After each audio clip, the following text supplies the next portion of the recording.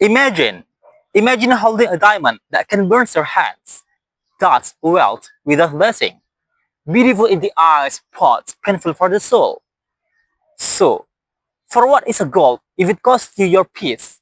And what is a kingdom if it's built on a lie? Assalamu alaikum warahmatullahi wabarakatuh. Alhamdulillahilladzi ja'ala fi qissati Qarun 'ibratan mustamirrah. Wassalatu wassalamu ala sayyidina Muhammadin wa ala alihi wa ashabihi ahlil basirati wan nusrah, amma ba'd.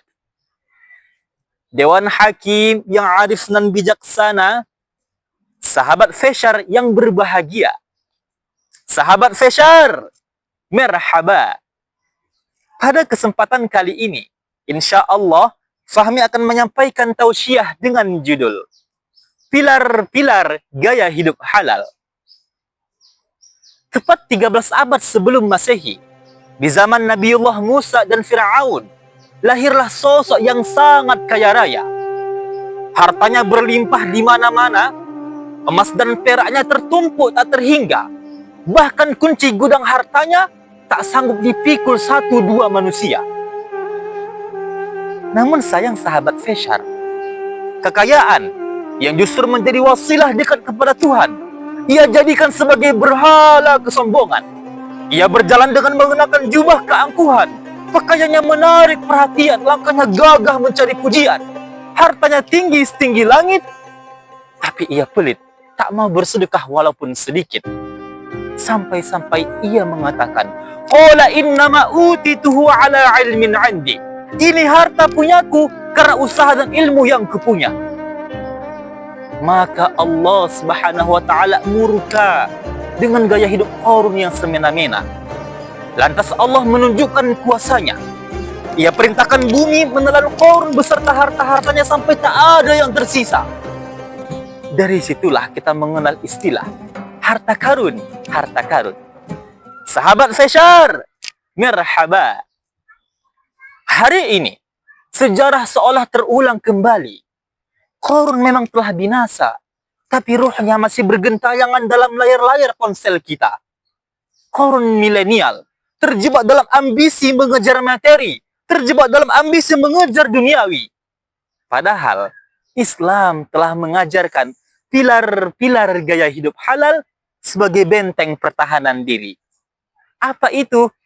Pilar yang pertama, yakini bahwa semua harta milik Allah semata.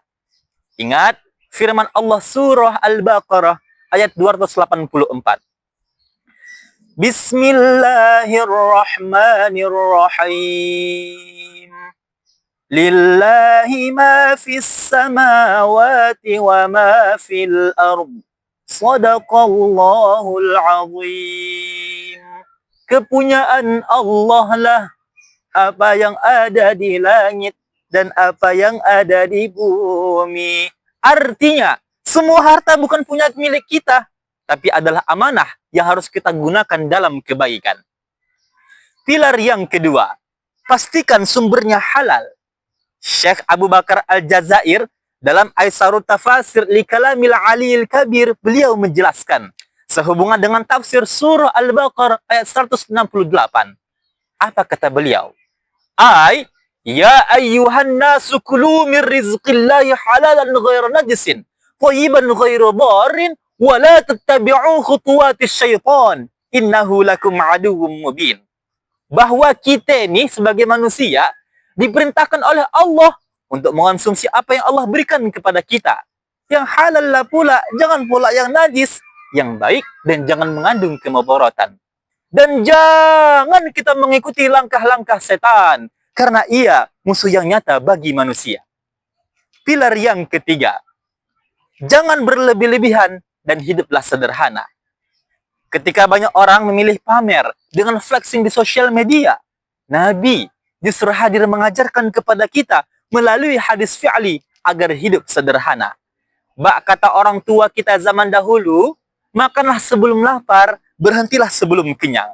Inilah filosofi agar kita qanaah feeling enough terhadap apa yang Allah beri kepada kita. Dan pilar yang keempat, jadilah umat yang berdaya, jangan mau diperdaya. Karena umat yang kuat lahir dengan karya, bukan dengan kantong belanja. Maka kita bersyukur sahabat Feshar, bahwa berdasarkan data dari Bank Indonesia tahun 2025, halal value chain di negara kita menyumbang sekitar 27% terhadap produk domestik bruto di negara kita.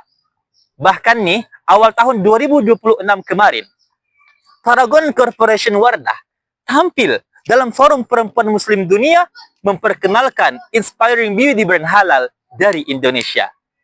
Sahabat Feshar, merhaba. Oleh karena itu, sebagai refleksi diri, izinkanlah daku menyampaikan syair nasihat berikut ini. Tak ada lagi guna harta, kawan karib sanak saudara, jikalah ada amal di dunia, itulah hanya pembela kita. Jikalah ada amal di dunia, itulah hanya pembela kita. Akhir kata, sebuah pantun mengatakan, si butet pergi berbelanja, sehingga sebentar ke Danau Toba, jadikan halal sebagai budaya, jadikan thayyib sebagai barometernya. Bersama Bank Indonesia kita berdaya, dengan halal lifestyle, kita raih ridho Allah Ta'ala. Akhirul kalam, wallahul muwafiq ila aqwamit tariq, wassalamu alaikum warahmatullahi wabarakatuh.